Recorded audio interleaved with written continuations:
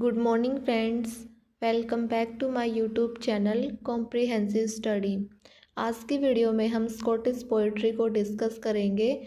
इससे पहले वाली वीडियोस में हम इंग्लिश पोइट्री को डिस्कस कर चुके हैं और चौसर को भी डिस्कस कर चुके हैं। अगर आपने पहले वाली वीडियोस नहीं देखी हैं तो आप प्लीज़ प्लेलिस्ट में जाके उन वीडियोस को देख लें ताकि आपको बेसिक जो है वो क्लियर हो जाए। Next we will discuss the Scottish poetry.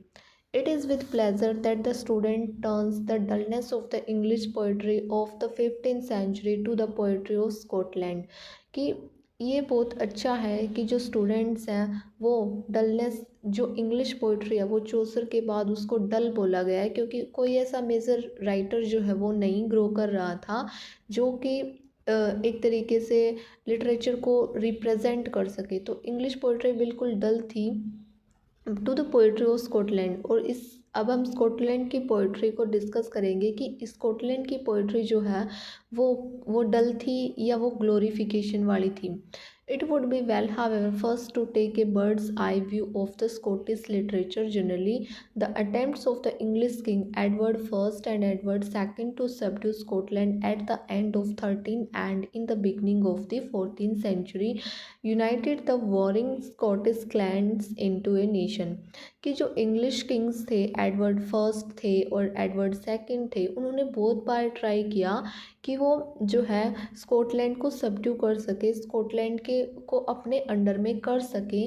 जिसकी वजह से क्या हुआ, जो स्कॉटलैंड है वो उसके जो क्लैंस, जो ग्रुप्स बने हुए थे स्कॉटलैंड में, वो उन्होंने मिल के एक नेशन को बना लिया।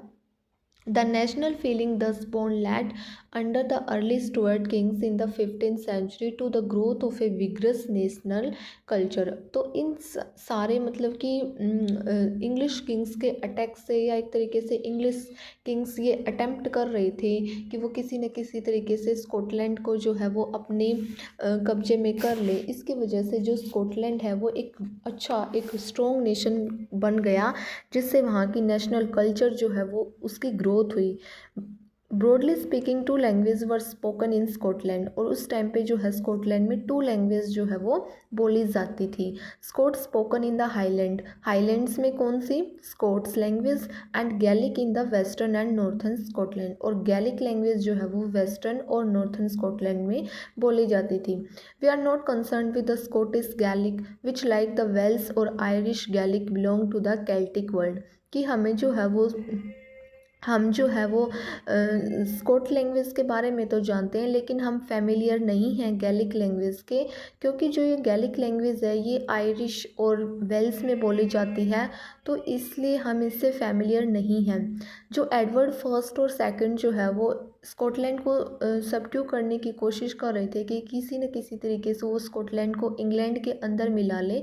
वो जो है वो 13th सेंचुरी की बिगनिंग में और 14th सेंचुरी तक लगातार ये जो है इंग्लैंड की ये कोशिश रही कि वो स्कॉटलैंड को जो है वो इंग्लैंड में मिक्स कर ले।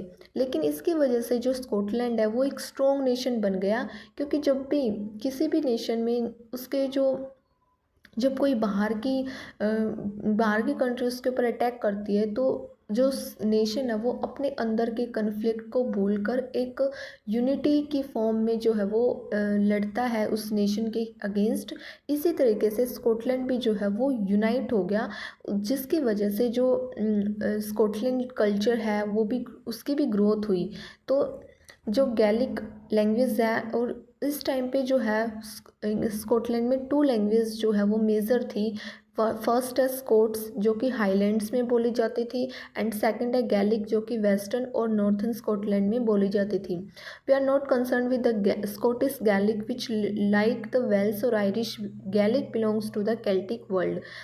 The Scots with which alone we are concerned had 2 phases, Old Scots and Middle Scots। और Scots लैंग्वेज जो है उसके भी 2 phases हैं, Old Scots थी और एक Middle थी। Old Scots has hardly distinguishable from English. और जो ओल्ड स्कॉट्स है वो बिल्कुल सेम लैंग्वेज है, किसके जैसी है, इंग्लिश की जैसी है, जो कि स्पोकन इन नॉर्थन इंग्लैंड, जो कि नॉर्थ इंग्लैंड में जिस टाइप की इंग्लिश बोली जाती थी, ओल्ड स्कॉट बुक जो लैंग्वेज है वो बिल्कुल उस जैसी थी। It was merely a form of English use in Scotland. By the 15th century old Scots have develop into what we called middle Scots. और 15th सेंचुरी तक ये ओल्ड स्कॉट है वो डेवलप होती होती जो है उसको मिडल स्कॉट्स में चेंज होगी। तो मिडल स्कॉट्स वही है, ओल्ड स्कॉट्स ही है, बस उसका जो है वो एक डेवलप फॉर्म है ओल्ड स्कॉट्स की।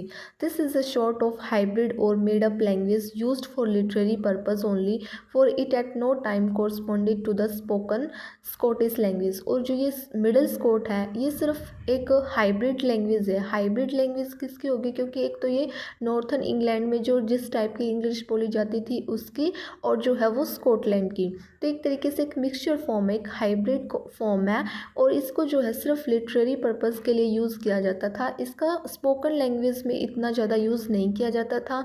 This language continue to be written until the union of the two crowns in 1603 killed it as the Norman conquest had killed the Anglo Saxon. और ये लैंग्वेज जो है वो कब तक कंटिन्यू रही, 1603 तक, जब तक कि जो है जो union of the two crowns, जब दो क्राउन्स का यूनियन हुआ था, जैकोबियन एज की स्टार्टिंग हुई थी। As the Norman conquest had killed the Anglo Saxon, जैसे नॉर्मन कॉन्क्वेस्ट के बाद एंग्लो सेक्शन और एंग्लो नॉर्मन्स बिल्कुल मिक्स हो गए थे। इसी तरीके से इंग्लैंड में जो है वो 1603 में Scottish writers wrote in English and native English literature virtually came to an end. तो 1603 के बाद जैकोबियन एज स्टार्ट होने के बाद स्कॉटलैंड और इंग्लैंड की लैंग्वेज जो है वो बिल्कुल मिक्स हो गई थी, और जो स्कॉटिश राइटर्स हैं वो इंग्लिश में ही लिखते थे। And a native Scottish literature virtually came to an end through an attempt to revive it was made by some writers notably Robert Burns in the 18th century. और बिल्कुल मतलब कोई उनको एक तरीके से डिवाइड ही नहीं कर सकता था कि स्कॉटिश लैंग्वेज और इंग्लिश लिटरेचर में क्या डिफरेंस है। वो रॉबर्ट बर्न्स के 18th सेंचुरी में, जब रॉबर्ट बर्न्स जो कि एक फेमस स्कॉटिश राइटर थे, बहुत बड़े पोइट थे, इन्होंने जो है वो अपनी लिटरेचर में, अपनी लिटरेरी वर्क्स में इन्होंने जो है स्पोकन स्कॉटिश लैंग्वेज को यूज़ किया है। इस टाइम तक जो है वो मतलब रॉबर्ट बर्न्स ने ही स्कॉटिश लैंग्वेज को यूज़ किया है अपने लिटरेरी वर्क्स में। तो उससे पहले जो राइटर्स हैं स्कॉटलैंड के, जो वो बिल्कुल सेम लिख रहे थे इंग्लिश राइटर के जैसा। The English poet failed to understand him, the Scottish poet proved apt pupils of Chaucer. His example and influence produced a succession of poets who make the 15th century the most glorious period of Scottish poetry। कि जो English poets हैं fail to understand him, उस वो मतलब fail हो गए, वो समझ नहीं पाए किसको, रॉबर्ट बर्न्स को। The Scottish poet proved apt pupils of चौसर, और जो स्कॉटिश पोइट्स हैं वो बिल्कुल चौसर को फॉलो करते थे। His example and influence produced a succession of poets who make the 15th century.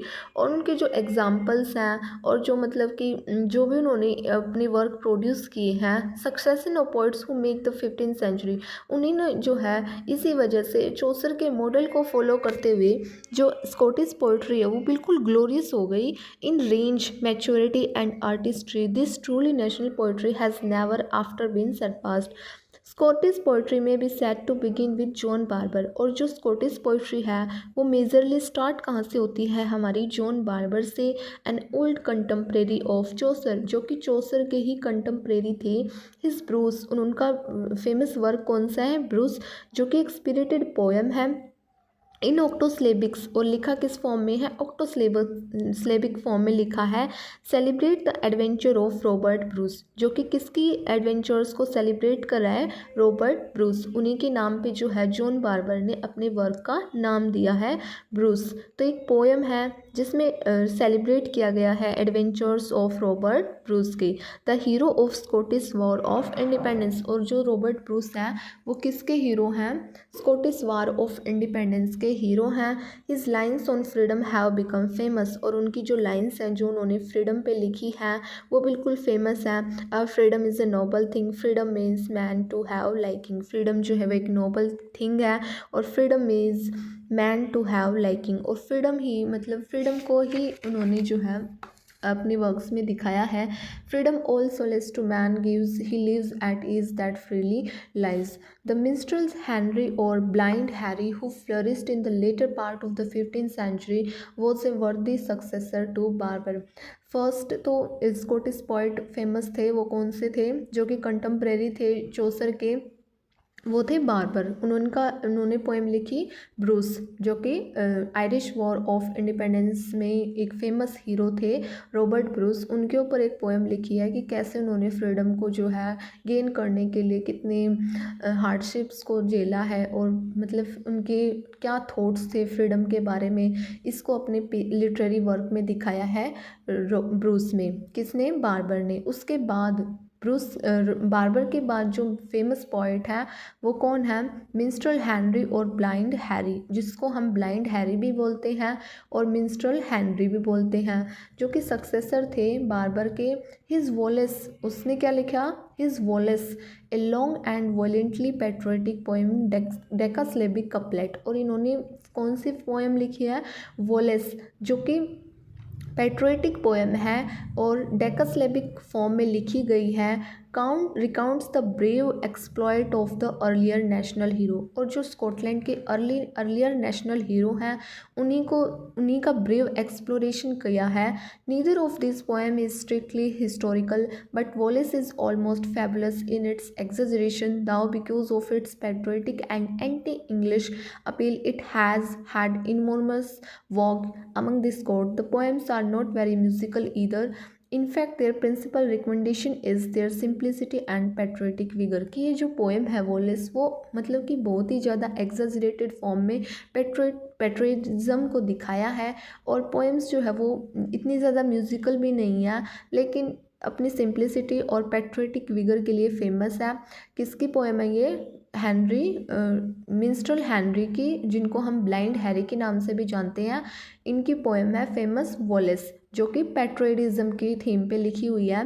तो आपको जो है वो अर्ली स्कॉटिश पोइट्री में 2 मेजर पोइट्स को याद रखना है।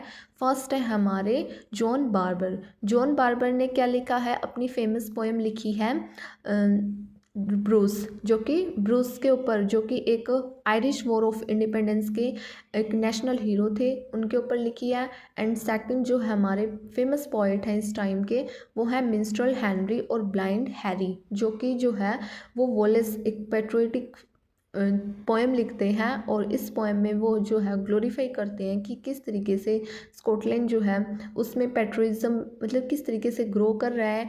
एंड उसमें जो है वो दिखाते हैं पूरे सिंप्लिसिटी के साथ स्कॉटिश पेट्रियटिज्म को। तो इस वीडियो में हम इन्हीं 2 पॉइंट्स को ध्यान रखेंगे।